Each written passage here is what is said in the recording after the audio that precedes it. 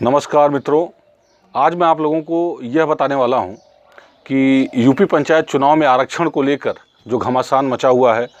पहले सरकार ने ये कहा कि हम 1995 को आधार वर्ष मानते हुए आरक्षण लागू करेंगे और उसी आधार पर अधिकारियों ने कार्रवाई करते हुए उत्तर प्रदेश के लगभग सभी सीटों का आरक्षण लागू कर दिया था।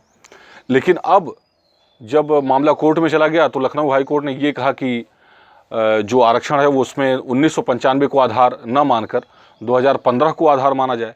तो सबसे पहले मैं आप लोगों को बता दूं कि ये जो चक्रानुक्रम है वह क्या होता है। चक्रानुक्रम को समझने के लिए मैंने एक छोटा सा यहाँ पे देखिए ये फिगर बनाया हुआ है कि सबसे पहली जो प्राथमिकता होती है चक्रानुक्रम में वह एसटी वर्ग के लोगों की होती है। और यदि किसी क्षेत्र में एसटी वर्ग के लोग नहीं हैं तो यह एससी वर्ग के लोगों के पास चला जाता है और एससी के बाद ओबीसी, ओबीसी के बाद जनरल और पुनः वह सीटें जो है एसटी के लिए आरक्षित हो जाती हैं। मतलब यह चक्र होता है। अब आरक्षण में जो केंद्र है, जो कोर्ट ने कहा है कि 2015 को आधार माना जाए, तो 2015 में आप अपनी सीट पता करिए, अपनी ग्राम पंचायत की, आपके ब्लॉक प्रमुख की, आपके जिला पंचायत सदस्य की सीट पता करिए कि 2015 में क्या रही थी। यदि मान लीजिए मैं किसी एक विशेष क्षेत्र की बात करता हूं, जैसे हमारे यहाँ कप्तानगंज है, जिला पंचायत क्षेत्र की मैं बात करता हूं, महाप्रधानी की बात करता हूं कि पिछली बार वह सीट ओबीसी थी, बैकवर्ड थी, तो इस बार चक्रानुक्रम के अनुसार इसे जनरल हो जाना चाहिए। और मैं आपको बताना चाहूँगा कि वर्तमान में जो आरक्षण लागू किया गया था उसमें कप्तानगंज की सीट को जनरल कर दिया गया।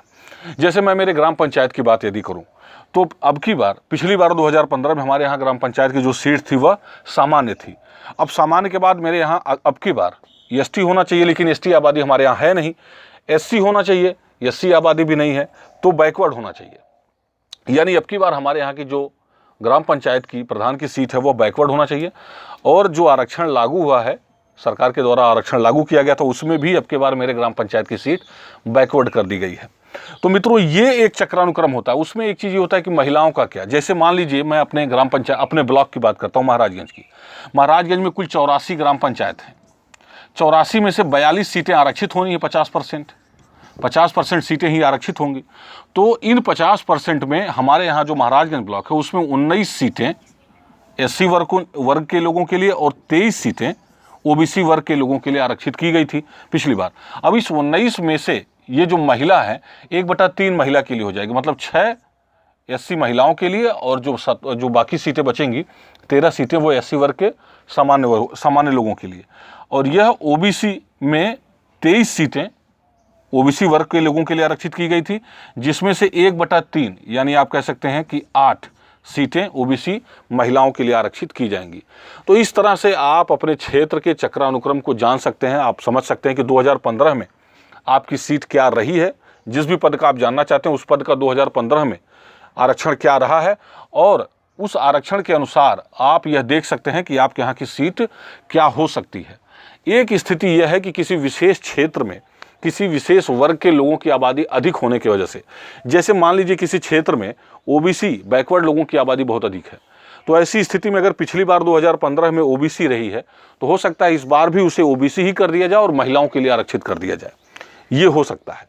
तो इस चक्रानुक्रम विधि से आप यह पता लगा सकते हैं कि 2015 को यदि आधार वर्ष माना जाएगा तो आपकी जो सीट है वह किस वर्ग के लिए आरक्षित होगी, इस विधि से आप लगा सकते हैं। और यही कोर्ट की मंशा है और इसी के अनुसार सरकार अगला जो पंचायत का आरक्षण होगा लागू किया जाएगा। तो मित्रों, जुड़े रहिए, नई नई चीज़ें मैं आपको बताता रहूँगा। धन्यवाद। जय